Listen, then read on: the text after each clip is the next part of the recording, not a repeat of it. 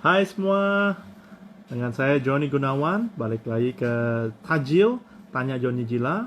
Hari ini kita topiknya adalah Smart Moms Make Smart Money in Smart Way, ya. Dan hari ini ada tamu spesial kita yang cantik sekali, seorang smart mompreneur.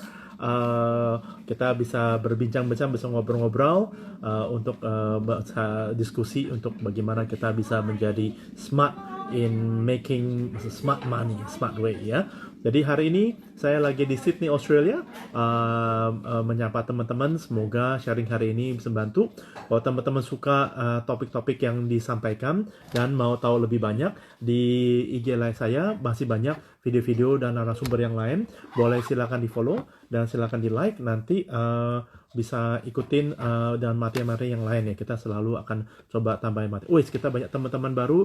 Ada Pak Okta, ada Bu Sarah, ada Yudis, Bu Sumi, ya kan? Yeni, Pak Harsono, ada Cindy, wis banyak sekali. Dan hari ini kita dengan Bu Ursula, ya kan? Bu Ursula untuk bahas tentang the smart moms making smart money in a smart way, ya kan.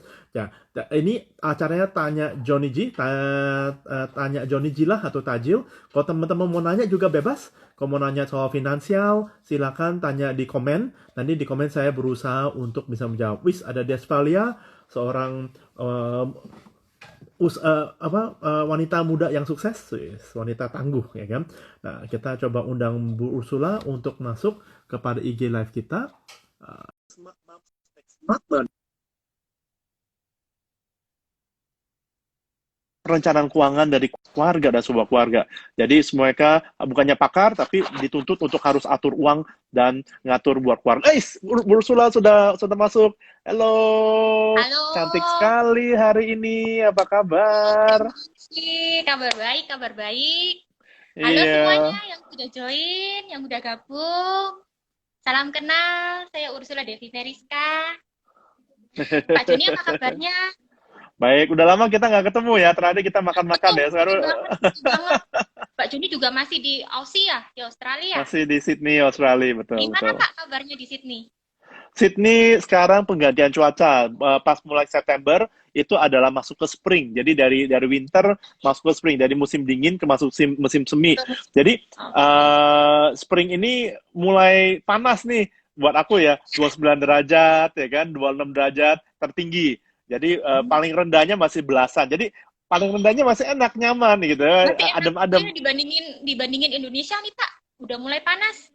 panas ya. Apalagi Surabaya, ya apalagi Surabaya udah panas banget cuacanya. Hmm. Hmm, hmm. Gitu.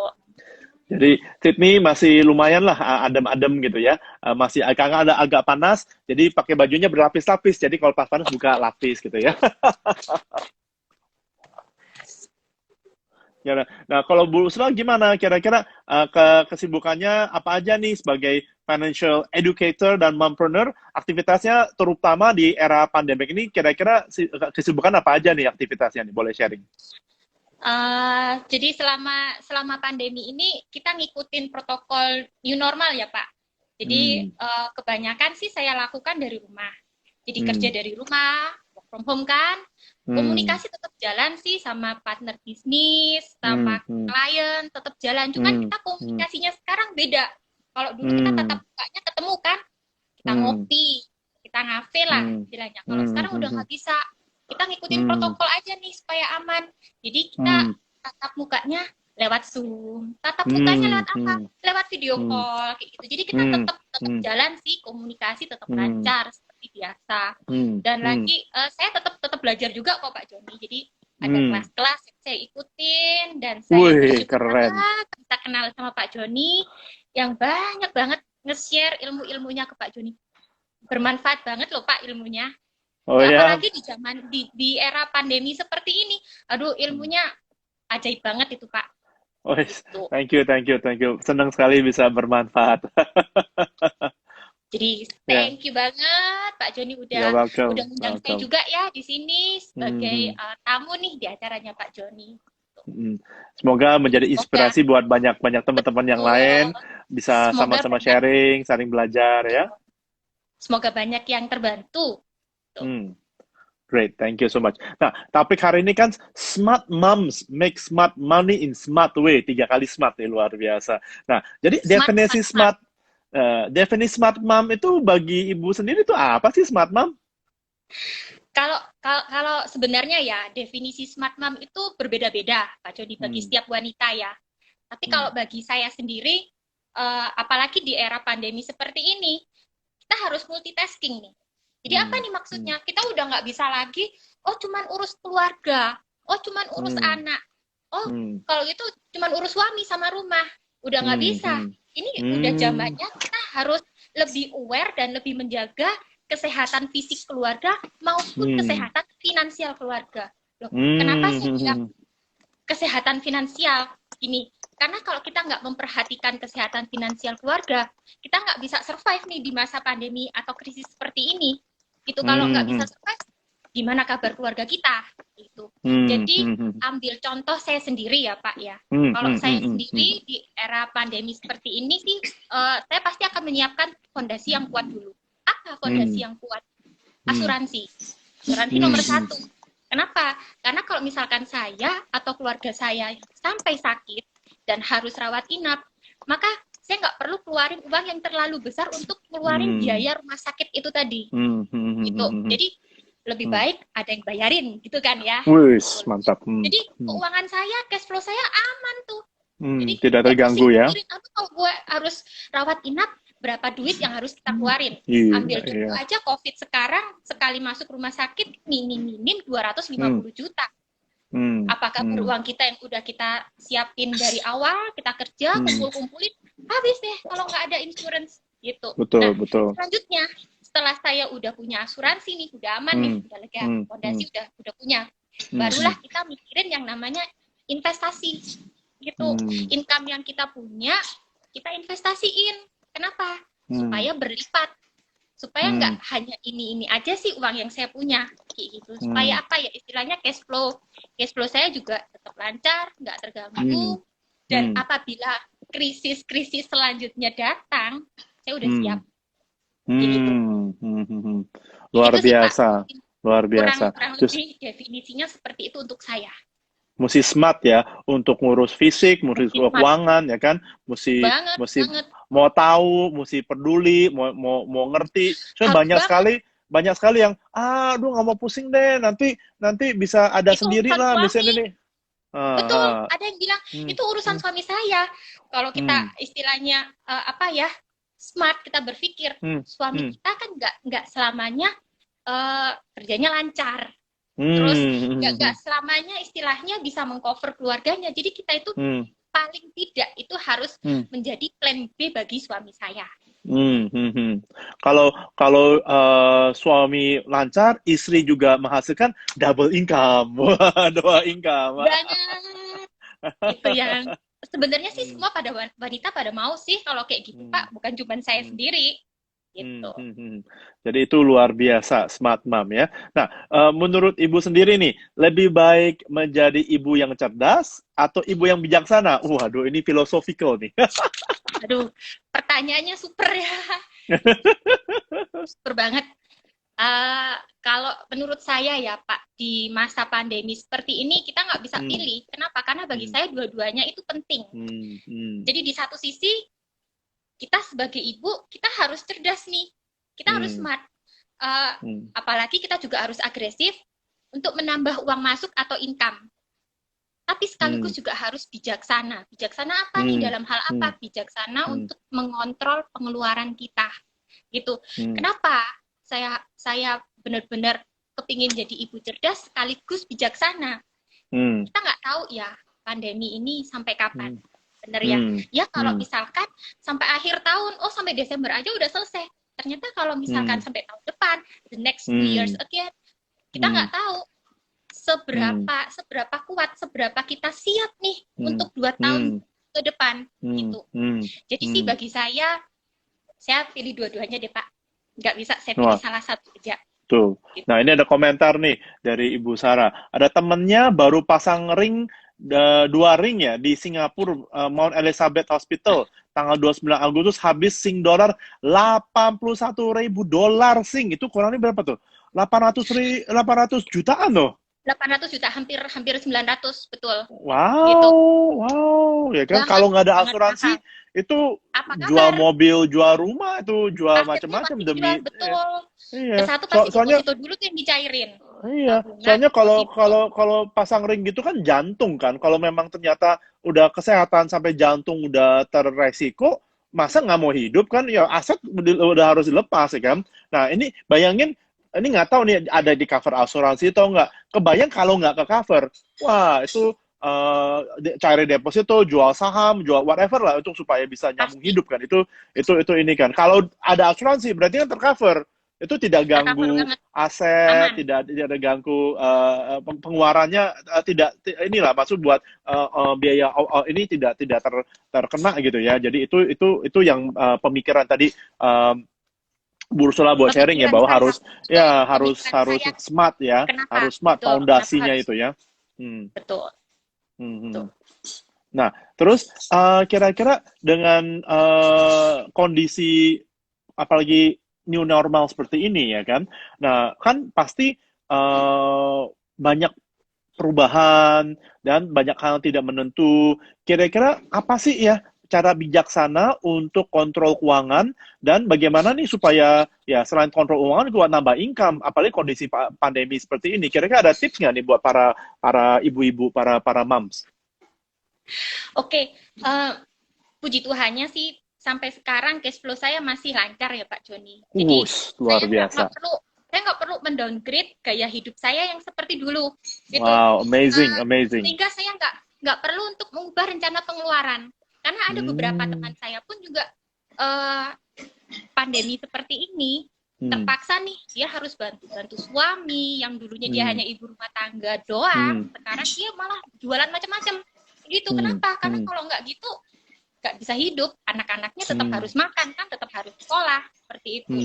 Jadi kalau saya sih memang nggak terlalu terdampak ya Pak, jadi cash flow saya tetap lancar. Cuman kalau saya boleh sharing usaha apa yang saya lakukan nih supaya cash flow saya tetap lancar, apa nih? Yaitu income yang saya dapat selama ini saya sekolahkan Pak Joni.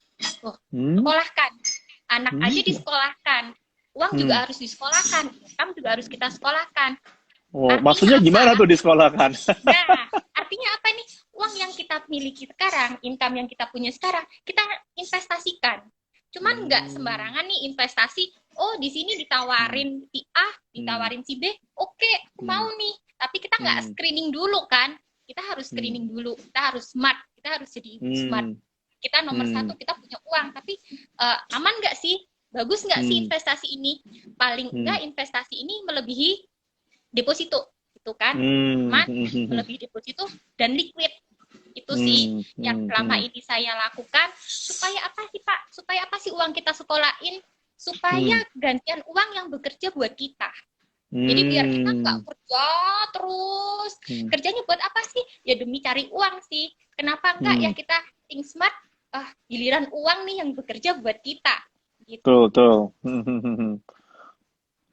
Betul. Nah ini pemikiran yang luar biasa, banyak yang mungkin tidak terbuka. Ini semoga banyak teman-teman yang dengerin. Ini sebuah wawasan yang luar biasa ya. Ini di masa-masa ini malah kita harus lebih smart, lebih teliti, dan tapi lebih jeli dan lebih hati-hati, ya kan? Lebih hati-hati. Karena banyak banget. Nah, ini Pak Joni, kita kan pasti sebagai ibu-ibu banyak yang tawarin ya. Tawarin instrumen investasi ini, instrumen investasi itu. Nah, menurut Pak Joni nih, instrumen investasi apa saat ini nih yang istilahnya aman? Jadi pada saat krisis ini aman, terus cocok untuk situasi sekarang ini loh Pak. Karena kan pasti para smart mom ini benar-benar banyak yang nawarin, ada uang tapi bingung mau diinvestasikan kemana. Nah, itu mungkin saya mewakili pertanyaan para smart mom. Oke, jadi ini sebelum kita lihat produk investasi ya, atau strategi investasi, kita mesti lihat istilah makroekonomi nih yang besar dulu nih. Yang dunia ini what's happening, baru lihat Indonesia, dampaknya baru kita lihat kepada industri atau kepada produk investasi. Jadi saya cerita agak panjang nggak apa-apa ya, mungkin Nggak jadi apa-apa, biar buat wawasan buat teman-teman. Nah, kita lihat biar makro dulu situasi, ya kan, makronya. Jadi sekarang ekonomi banyak dunia itu lagi jatuh-jatuhnya. Jadi seperti Amerika umumin mereka minus 33,9% ekonominya. Itu gede banget. Biasanya pertumbuhan ekonomi setahun paling cuma 1%, 2%. Buat negara yang udah berkembang ya, itu cuma 1 atau 2%. Kalau dia minus 33,9%, itu kayak 10 tahun, 20 tahun punya ekonomi itu terkikis. Nah, ekonomi turun segitu besar, itu bukan cuma Amerika. Singapura umumin 42%, 41,2% penurunan ekonomi. Eropa belasan persen. Australia baru umumin 2 hari yang lalu minus 7%. Ya, minus 7%. Indonesia umumin di minus 5,2. Jadi hampir seluruh, jadi bukan cuma Indonesia doang, tapi seluruh negara, di banyak negara di dunia itu penurunan ekonomi sangat drastis. Ya, turunannya bisa puluhan, kalau 30-40% itu luar biasa, itu lebih parah daripada tahun 90-20 punya Great Depression. Jadi penurunan ekonomi nyusutnya gila-gilaan. Nah, ini pas nyusutnya gila-gilaan ini mau balik lagi nggak gitu cepat. Nanti kita lihat ya, itu pasti butuh waktu berkembang. Jadi oke, pas penurunan ini kita makro ini lihat menurun nih. Dengan penurunan ekonomi turun, kira-kira Indonesia ini kan belum umumin laporan bulan ininya. Tapi ya. Kementerian Keuangan Ibu Sri Mulyani udah bilang siap-siap resesi, udah pasti resesi, ya kan? Tunggu kuartal Kenapa? ketiga aja nih Pak. Betul. Ini kan pasti ada pengumuman nih. Nah, kebayang ya tetangga kita Singapura, para pabrik atau pedagang yang mungkin biasa dagang sama Singapura dan Amerika dan Eropa dan Australia, kalau pada turun nih ekonominya, daya belinya turun nih, kira-kira Indonesia, contoh ya paling gampang, pabrik-pabrik yang biasa ekspor atau yang biasa dagang ke negara itu ada penurunan nggak? Pasti ya. Kalau daya beli nurun, berarti otomatis kita juga jualnya juga makin sedikit, ya kan, pasti menurun juga, demand mereka juga menurun.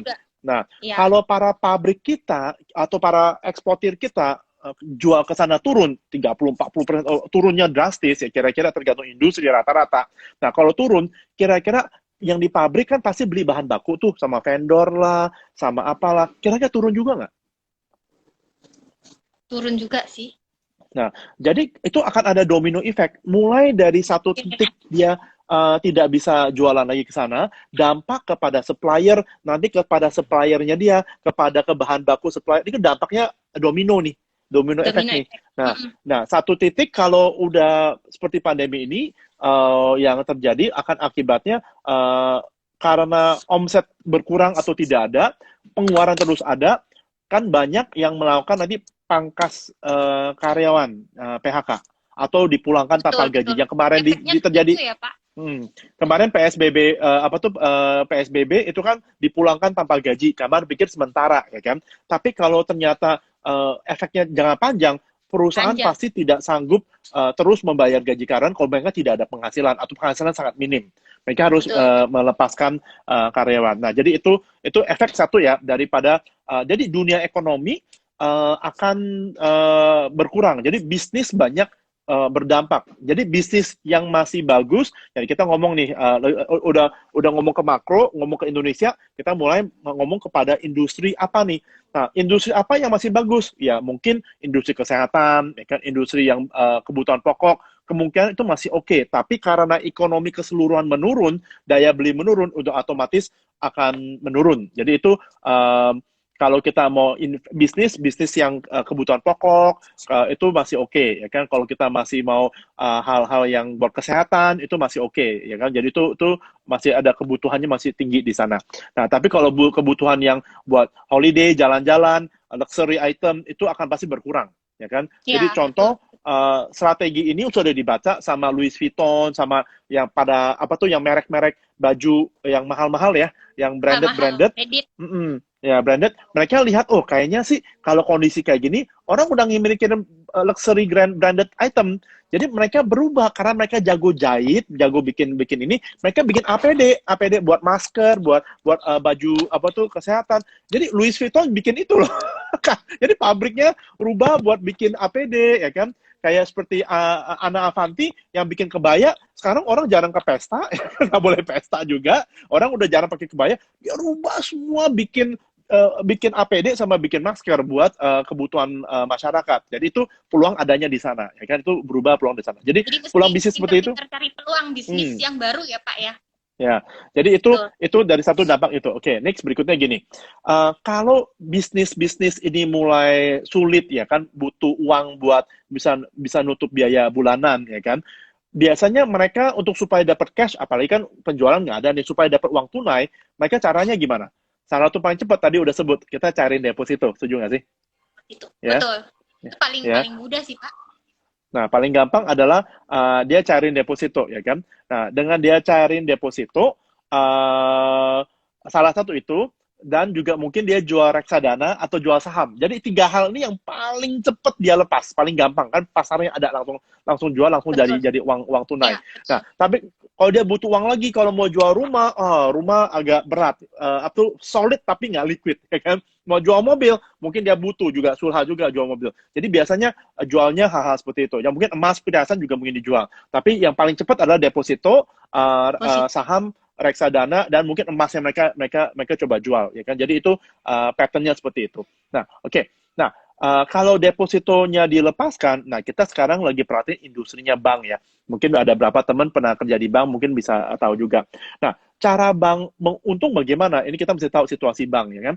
Bank bisnisnya adalah menjadi orang tengah dari orang yang kelebihan uang sama orang yang kekurangan uang, ya kan? Orang yang kelebihan uang dia kan taruh deposan, taruh bunganya lebih rendah. Kalau orang kurang uang dia kasih pinjaman dengan bunga lebih tinggi. Dari selisih bunga itu kan, ya kan? Dari selisih bunga itu kan dia ada peruntungan buat bayar karyawan, buat bayar sewa tempat dan macam-macam. Nah itu cara untungnya bank seperti itu dari selisih bunga itu. Oke. Tapi kalau deposan taruh uang sama bank kan 1 bulan, 3 bulan, 6 bulan, ya kan? Kita tahu bunganya lebih rendah, tapi periodenya juga pendek, ya kan? Cuma 1 bulan, 3 bulan, 6 bulan, 1 tahun ya, biasanya seperti itu. Tapi Betul. kalau dia lakukan pinjamannya kemana aja? Buat rumah, buat mobil. Kalau pinjaman buat rumah biasa berapa lama? 15 tahun, 15 10 tahun, tahun, 20 ya. tahun. Iya, 20 tahun, ya kan? Bayangin itu aja deh, karena yang besar-besar tuh rumah biasanya. Itu duit besarnya biasa di rumah. Di sini simpan uang, 1 bulan, 3 bulan, 6 bulan bisa dicairkan. Di sini dia kasih pinjam uang kepada orang, itu 5 tahun, 10 tahun, gitu, 20 tahun. Ini pada mau cair, si bank bisa nggak kepada orang yang dia pinjemin? Kamu kan utang sama saya, kan 20 tahun. Percepat bayar dong. Kan deposan saya pada mau cair nih, cepetan dong bayarin utangnya. Ya kan? Kalau nggak saya sita rumah kamu. Kan nggak bisa. Nggak bisa, betul. Ya, akibatnya bank itu mendapat credit crunch. Dia dapat ada sebuah gap. Jadi kalau semua bank, ini kita mesti paham, kalau semua bank di rush depositnya, pasti juga nggak survive. Pasti nggak survive. Ya, pasti nggak survive. Jadi kalau di rush depositnya pasti nggak survive. Semua bank, ya kan? Nggak perlu bank apa, udah 100 tahun pun ternama pun juga kalau di rush pasti nggak bisa survive. Karena masalahnya deposannya sama pinjaman yang dia berikan itu jeda waktunya terlalu besar. Nah, jadi sekarang nih karena mereka sangat lihat ekonomi lebih paham, udah mulai tidak meluncurkan kredit. Oke. Ya, bank udah mulai susah banget. Mungkin ada tapi susah. Aku malah aku dapat inputan udah sama sih tidak, ya kan? Tidak luncurkan kredit. Karena kenapa? Mereka harus jaga uang yang ada daripada mereka kreditkan kepada jangka panjang, tiba-tiba deposan pada tarik, mereka nggak bisa bayar, mereka bermasalah. Betul. Jadi sebaiknya bank menjaga likuiditas untuk tidak memberikan pinjaman seperti itu, ya kan? Jadi itu yang dialamin untuk yang dialami para bank. Nah, kalau bank tidak melepaskan pinjaman, nah kita ngomong era properti, kan tadi ngomong bisnis ya kan, kita ngomong properti juga banyak orang taruh invest di properti. Kalau invest di properti, sekarang kita mau beli properti nih, ya kan, nggak dapat dukungan dari bank, harus bayarnya cash loh. Betul. Kita nggak bisa nyicil, nggak bisa kredit nih. Iya, bank nggak mau kasih kredit, ya kan, bayarnya cash. Ya. Kira-kira kondisi pandemi kayak gini, cash-nya udah susah. Apakah kita mau keluarin uang cash buat beli rumah? Pasti terbatas dikit sekali. Pikir banget, ya, pikir-pikir banget itu, Pak. Ya, Jadi hanya orang sedikit yang gelintir yang sanggup punya cash untuk beli secara cash. Jadi minat properti makin nurun, ya kan? Karena yang sanggup beli cash, yang punya uang cash yang bisa langsung beli kayak gitu tuh nggak gitu banyak, lebih sedikit, jauh lebih sedikit daripada yang pakai bank, pakai jasa bank. Nah, bank sekarang menjaga likuiditas, tidak kasih pinjaman. Nah, sebenarnya kalau pas propertinya turun menjadi opportunity yang punya cash. Yang punya cash opportunity, karena kemungkinan besar dia butuh uang, mungkin ada yang pinjam dari bank juga untuk rumahnya dan nggak sanggup bayar cicilannya, dan mungkin butuh jual rumahnya dengan murah, butuh uang ya jual rumah. Ini mungkin sebenarnya peluang buat properti kalau harganya lagi turun dan punya cash. Nah, pertanyaannya, kalau tidak punya cash gitu banyak, ya kan? Ya kan? Nah, berarti nggak bisa main di sini ya. Agak susah karena kita mau pinjam dari bank nggak bisa, ya kan? Itu buat orang yang punya uang tuh boleh invest di sini. Nah, jadi next kalau kita masuk kepada, jadi udah masuk ke bisnis, masuk ke properti, sekarang masuk kita pada bisnis kan nyambungnya ke saham.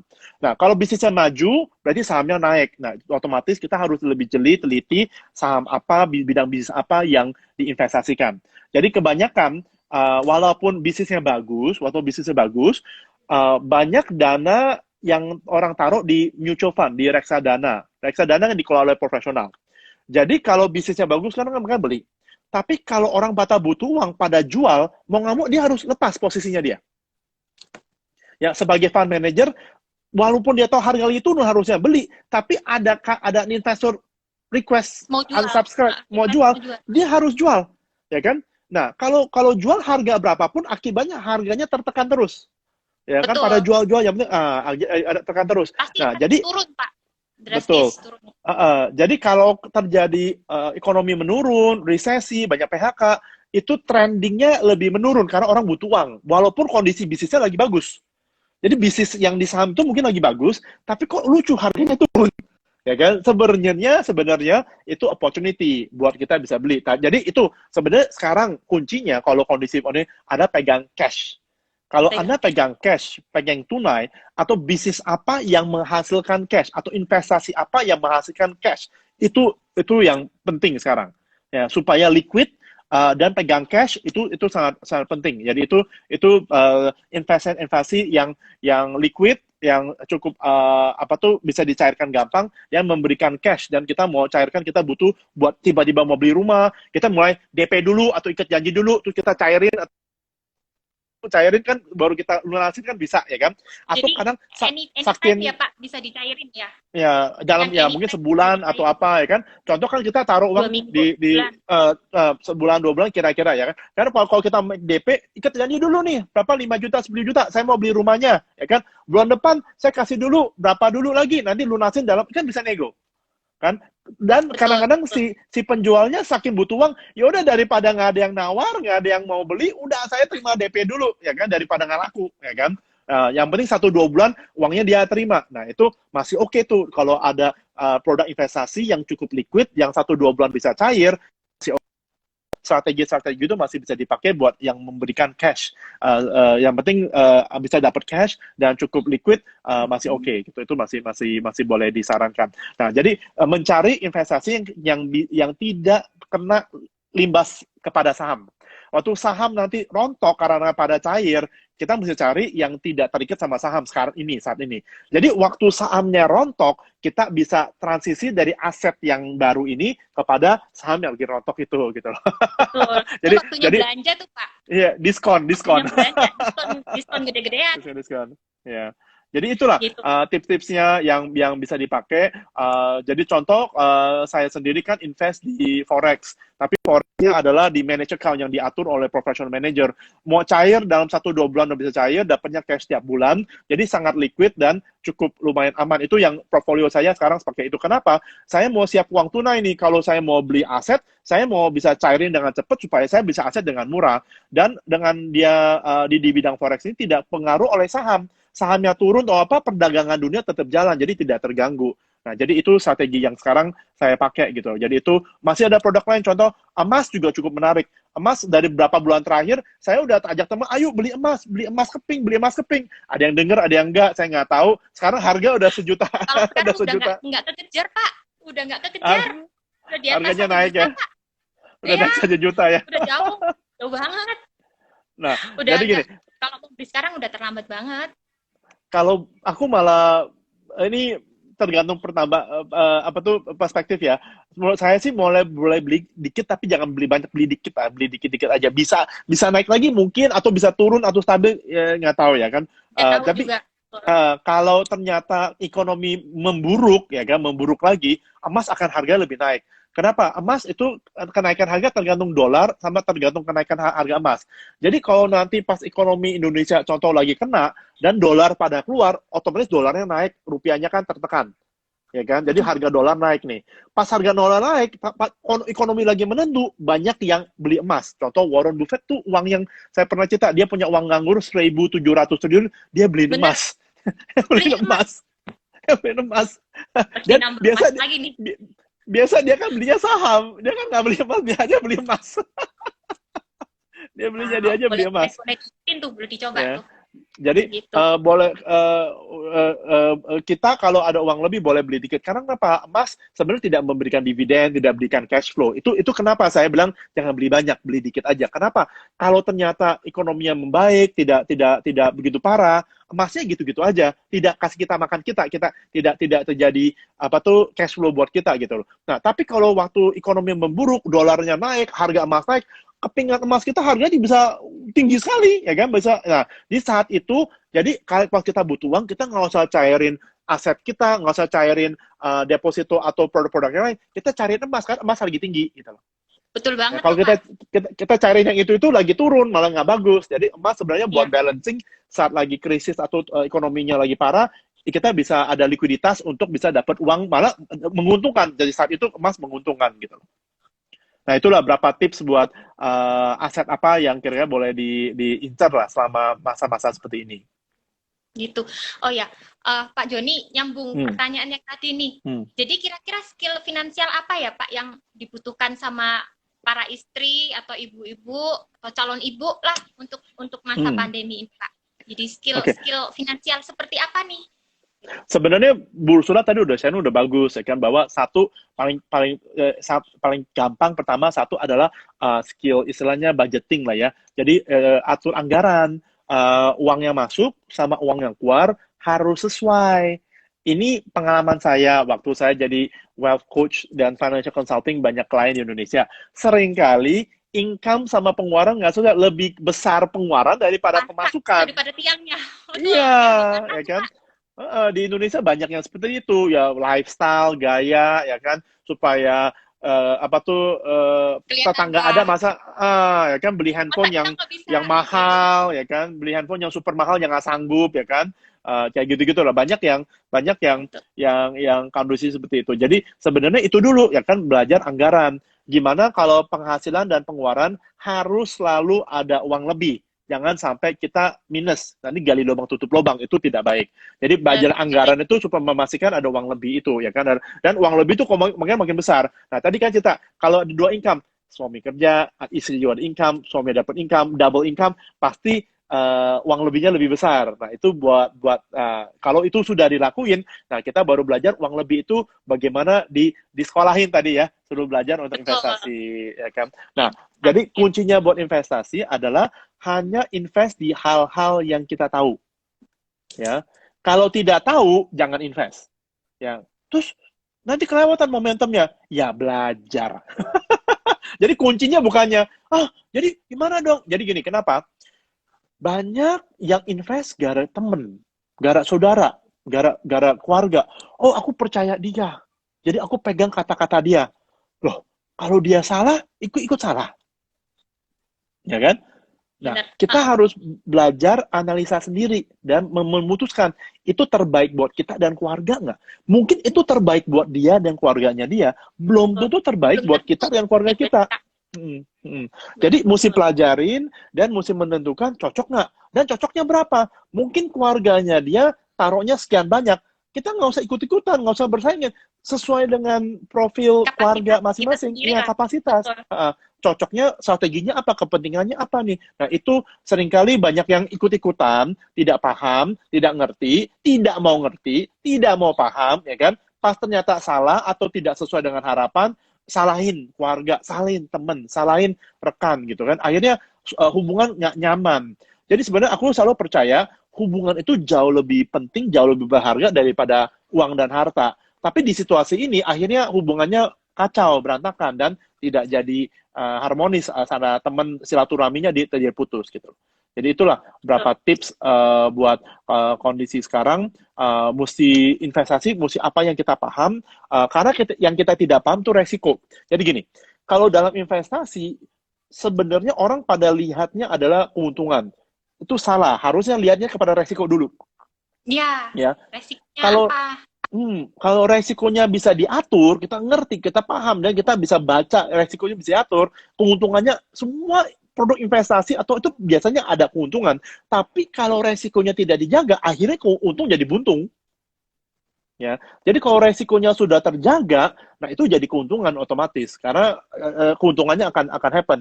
Kalau resiko tidak terjaga, malah seberapa untung pun bisa habis semuanya juga gitu karena terjadi resiko. Jadi dua hal itu yang penting sih buat skill setnya itu. Nah berikutnya dalam budgeting udah otomatis kan bagaimana jaga biaya, wealth protection lah ya supaya uang kita tetap di preserve, harta di preserve tuh itu bagaimana dengan asuransi, dengan budget, dengan anggaran supaya tidak sembarangan beli barang yang tidak dibutuhkan, ya kan itu skill finansial yang dibutuhin. Nah jadi gini. Intinya harus sadis. Ya, sadis itu apa? Sabar dan disiplin. Ternyata harus serem ya Pak ya sadisnya ya. Harus sadis terhadap sendiri dan keuangan, ya kan? Kalau kita tidak sabar dan disiplin, nanti berantakan kemana-mana. Ya kan? Akibatnya, lagi sale, ya kan? Ini usaha lagi susah kayak gini, banyak nge-clear stok. Jadi pasti banyak yang merah-merah, kuning-kuning, sale, ya kan? Terus 0% cicilan. Udah sale 70%, Menggoda 0% banget loh itu Pak. cicilan. Itu udah logika udah dibuang ke laut, ya kan? Langsung wah, kan? Udah lupa. Nah, akhirnya akhirnya bisa beli sesuatu yang kita nggak butuhin, yang kita nggak perlu, ya kan? Yang mungkin demi karena pengen beli aja gitu. Ya. Akhirnya banyak penyesalan gitu. Jadi itu terikat oleh cicilan atau produk yang mau jual lagi susah. Ya kan barang-barang salah itu seringkali gitu. Karena dia juga susah jualnya, kita beli malah ya. Terus kita kita butuh uang mau jual banyak yang rugi. Ini kemarin lagi ngobrol, dia beli merek handphone yang mahal nih, waktu beli mahal, sekarang butuh uang, dia pengen gadain yang you tahu lah merek handphone mahal kan puluhan juta ya gitu ya. Dia mau gadain nih, dia dapatnya berapa? Dia bilang dapat 1 juta. Dia kaget, handphone saya beli itu belasan juta, sekarang digadain cuma 1 juta, ya kan? Saya bilang ya itu kalau kita tergiur oleh barang itu kadang-kadang barang udah nggak ada nilai lagi karena orang yang beli handphone dia lihat kondisi sekarang kan, kondisi kayak gini ada yang mau dia jual lagi bisa nggak? Kalau dia nggak bisa jual lagi dia jaga resikonya juga kan?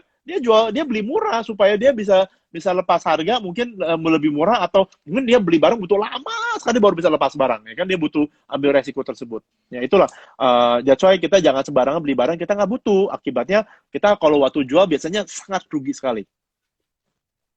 Super sekali Pak tipsnya. Jadi panjang ya ceritainnya ya. Semoga bermanfaat. Itu yang mestinya kita butuhkan sih untuk di saat seperti ini karena kita nggak boleh sembarangan lagi ya. Lihat merah, kuning, udah sembarangan, mata udah nggak karu-karuan lah, terus logika udah hilang. Yang paling parah ntar yang di rumah ada yang ngomel pas kita pulangan gitu ya Pak. Pas nenteng-nenteng gitu ya, ada oranye atau apa. Aduh. Betul banget. Iya, jadi begitu. Jadi berapa skills yang dijalanin. Sebenarnya financial itu ada kebiasaan. Jadi mungkin awal-awal belum biasa, kalau terus ditekunin menjadi kebiasaan, akhirnya bisa karena biasa. Betul. Oh, ini satu lagi Pak. Ini teman saya ada mau titip pertanyaan. Jadi boleh silakan. Jadi dia ibu muda nih, anaknya memang masih kecil, rata-rata sekitar 7 tahun, ada yang 5 tahun gitu kan Pak.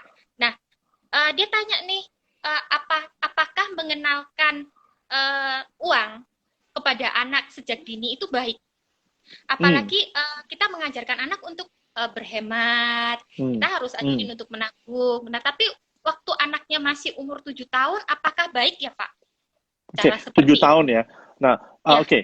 Jadi saya cerita, mengelola uang itu adalah habit, adalah kebiasaan. Semakin dini, semakin baik supaya kebiasaan itu terbangun waktu masih masih muda. Kayak seperti gini.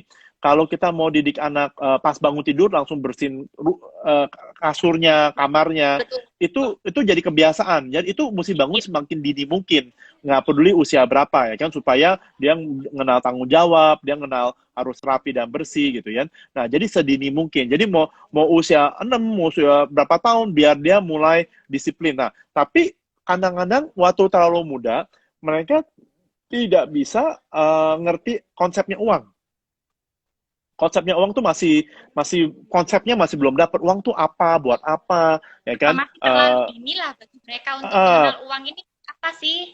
Ya, jadi konsep uangnya mereka masih belum paham konsep. Jadi kita suruh nabung atau apa tuh masih kurang kurang menggrasp konsepnya. Tapi gini, udah bisa ajarin hemat, jangan sembarangan pakai gitu. Jangan sembarangan kayak air, lampu, listrik itu jangan sembarang. Kita udah mengajarin ini nanti harus bayar mahal. Jadi jangan sembarangan matiin ya, jangan sembarangan pakai air, jangan sembarangan pakai listrik. Itu udah mulai diajarin.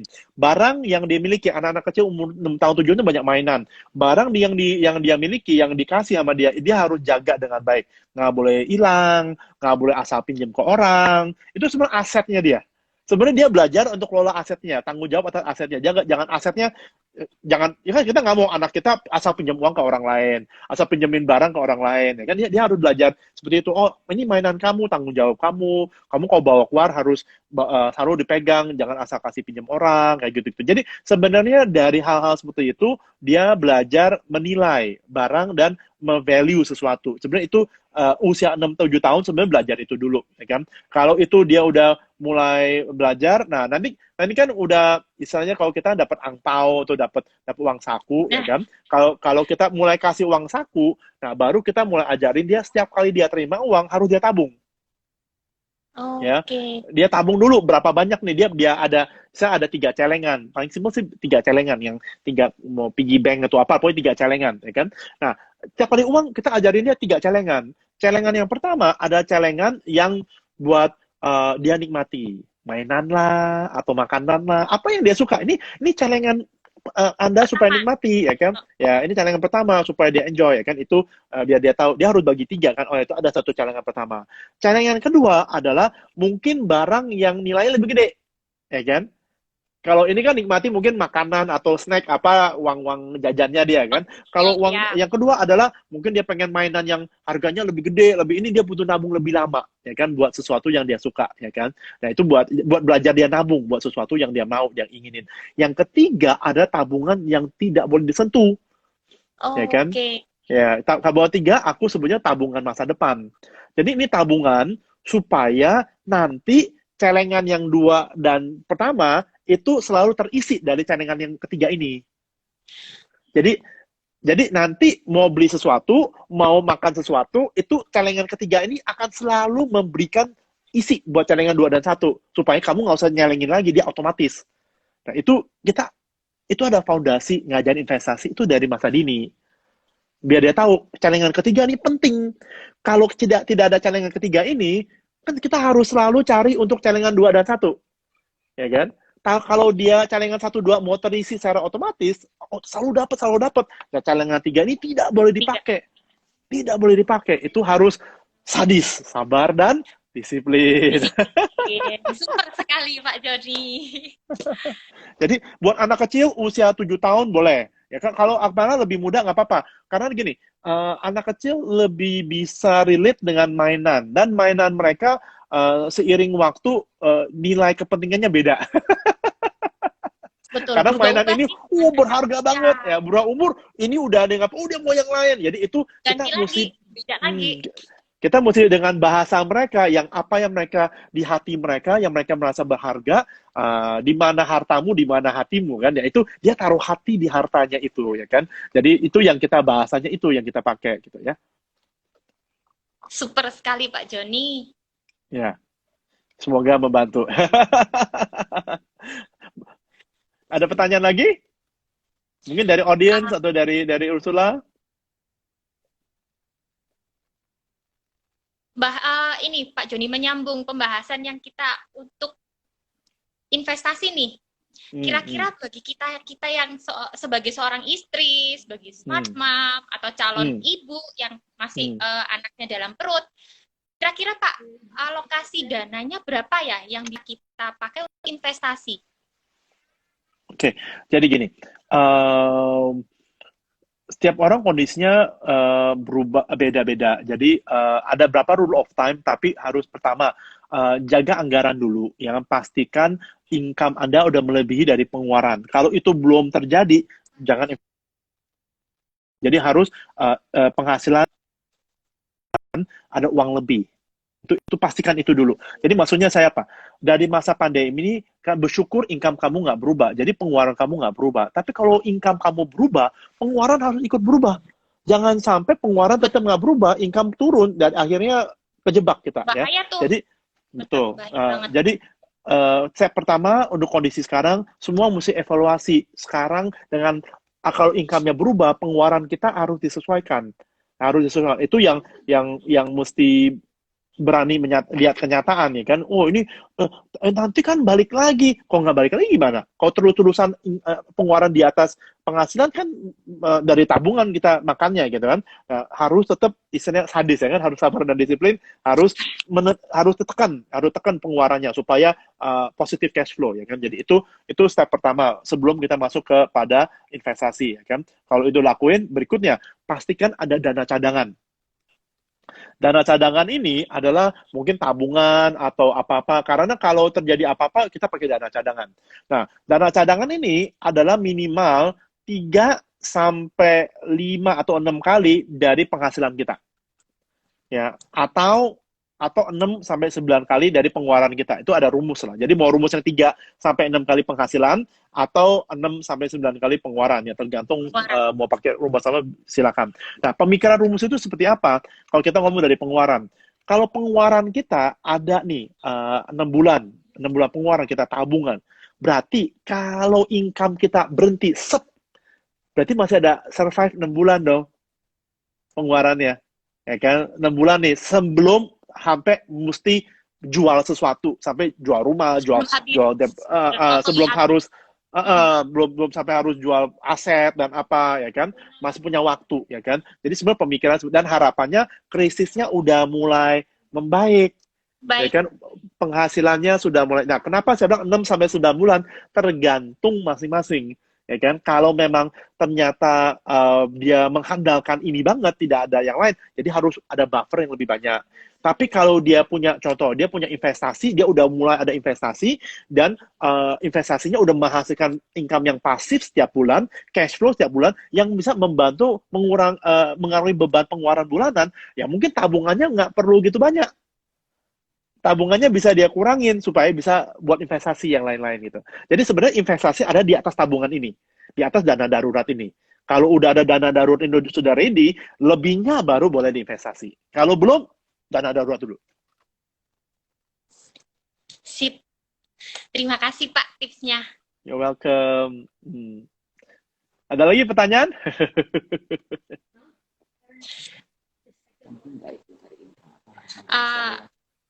Ini Pak, sebenarnya baru terbesit nih di pikiran saya.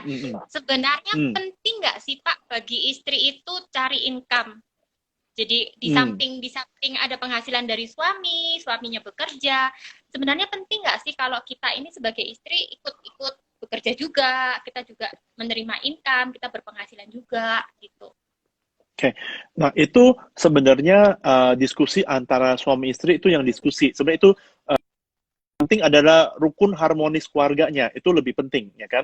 Jadi sepakat dulu ya kan, nanti mau tuh dapat income atau nggak dapat income itu harus ambil kesepakatan. Karena kenapa?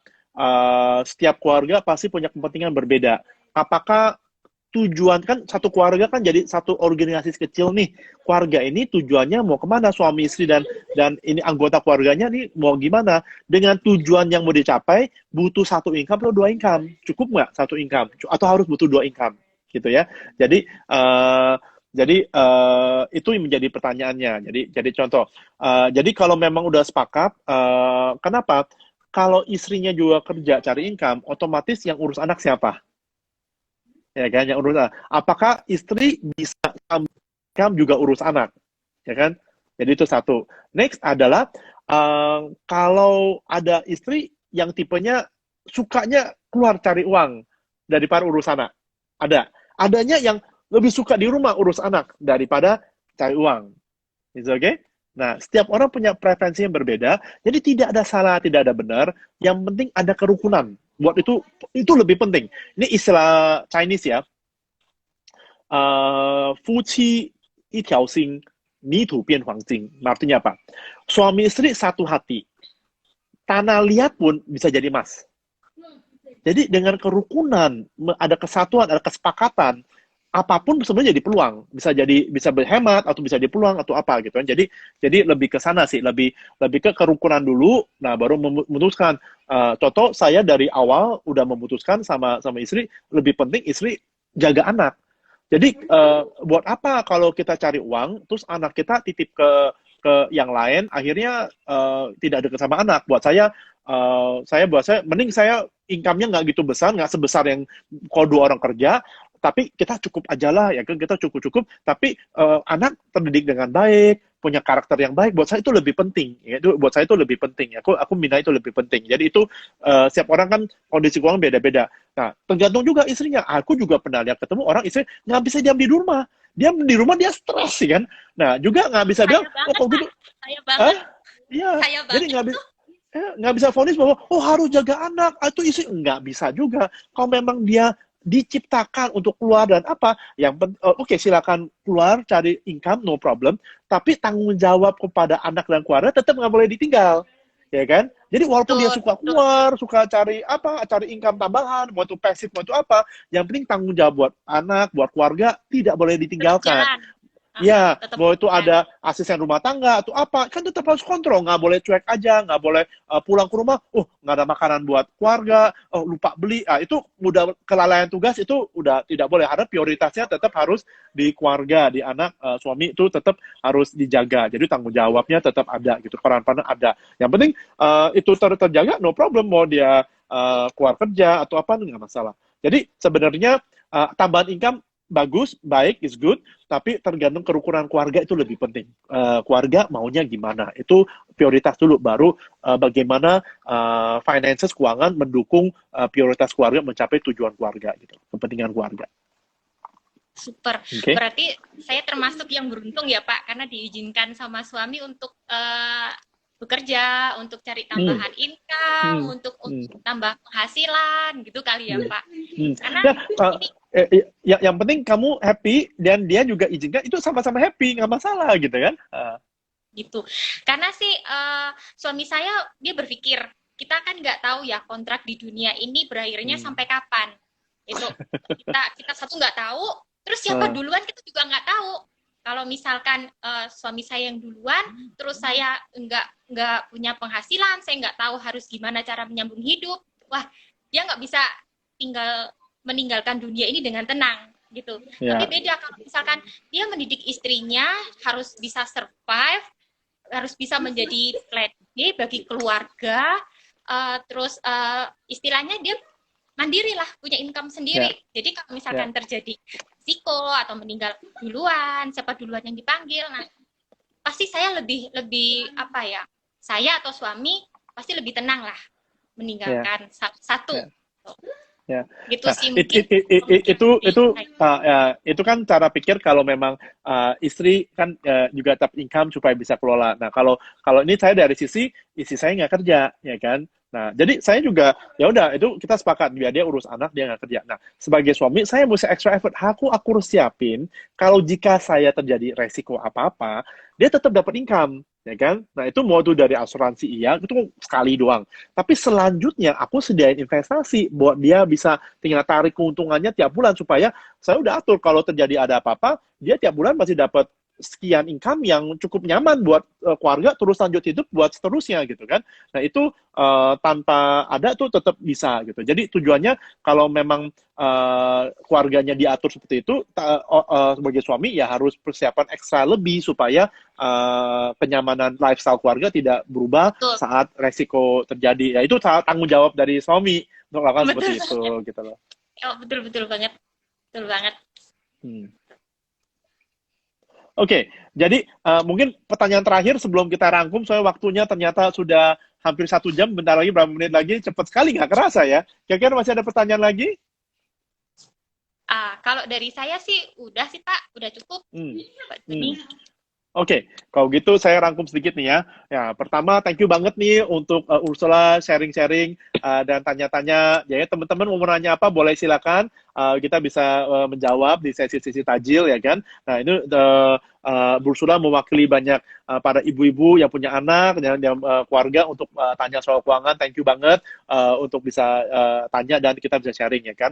Nah, jadi ada beberapa tips adalah satu, selain jaga kesehatan fisik juga harus jaga kesehatan keuangan finansial keluarga. Jadi tetap harus jaga ya kan. Siapkan fondasi dulu ya kan, yaitu asuransi. Jika ada apa-apa tidak ganggu investasi aset yang lain-lain. Jadi itu harus jaga dan akhirnya kita belajar bagaimana sekolahkan uang kita ya kan, dimana investasi menghasilkan uang lagi dan supaya menghasilkan aset yang lain lagi ya kan? Jadi itu kita udah bahas dan kondisi sekarang saya tambahkan dengan kondisi sekarang yaitu mesti cari yang sesuatu yang menghasilkan cash. Itu lebih penting sekarang ya kan, karena cash is king, supaya mendapat cash flow tiap bulan secara konsisten. Likuiditas sangat penting juga, cash flow sangat penting. Kedua, likuiditas supaya mau pencairannya gampang. Kalau pencairannya susah, panjang, lama, setahun atau berapa lama, nah itu kan kita butuh uangnya, nanti kalau tiba butuh uang kita malah agak susah. Jadi kita cari yang pencairannya lebih mudah ya kan, jadi seperti itu. Nah terus kita tadi soal bahas aset kelas yang beda-beda dan strateginya gini, kalau memang ketanda resesi akan datang, seperti hujan akan datang. Kapan hujan akan datang? Nggak ada yang tahu. Kita tahu bahwa hujan bakal datang, teman kapannya nggak tahu. Nah, nggak peduli kapan, udah siap payung belum? Kalau hujannya datang besok, ada payung nggak sekarang? Kalau udah datangnya satu bulan kemudian, udah siap payung belum?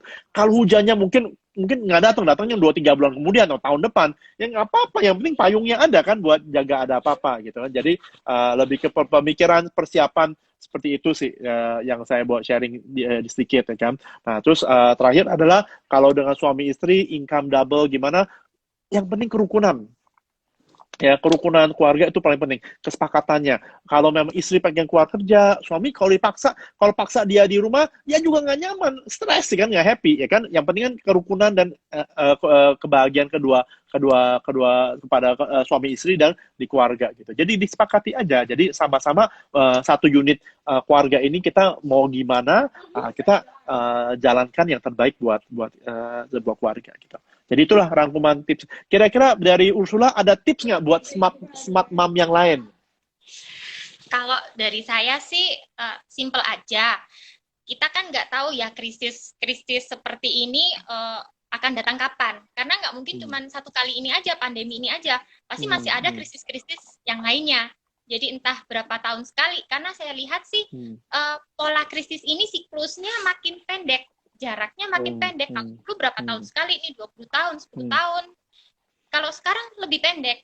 Nah, mungkin tips dari saya, saran dari saya, kita sebagai smart mom mesti benar-benar pinter, wise, bijaksana mengelola. Jangan sampai ketika ada krisis lagi, krisisnya datang lagi, bukan pandemi tapi sudah ganti, kita nggak siap. Gitu. Jangan sampai hal itu terjadi. Jadi mulai sekarang, start dari sekarang, ayo kita mulai siapin gitu. Jadi bisa jadi plan B bagi keluarga kita, bagi suami kita juga. Oke, thank you so much dengan smart mom Ursula ya kan, how to make smart money in a smart way di masa-masa sekarang. Semoga thank you banget teman-teman yang udah ikutin acara sampai akhir. Semoga apa yang disaringkan bisa menjadi berkat, bisa menjadi bermanfaat. Kalau teman-teman mau ada pertanyaan boleh DM aku atau DM sama Bu Ursula, mau nanya hal-hal tentang apa yang dibahas, monggo silakan di follow untuk tips-tips tentang smart mom dari Ursula tentang how to manage finance. Silakan follow Ursula. Thank you so much. Jaga Thank kesehatan you. selalu, sukses ya. Thank you, Pak See Joni. you. Sehat-sehat. Thank you ya. Bye bye. Bye bye.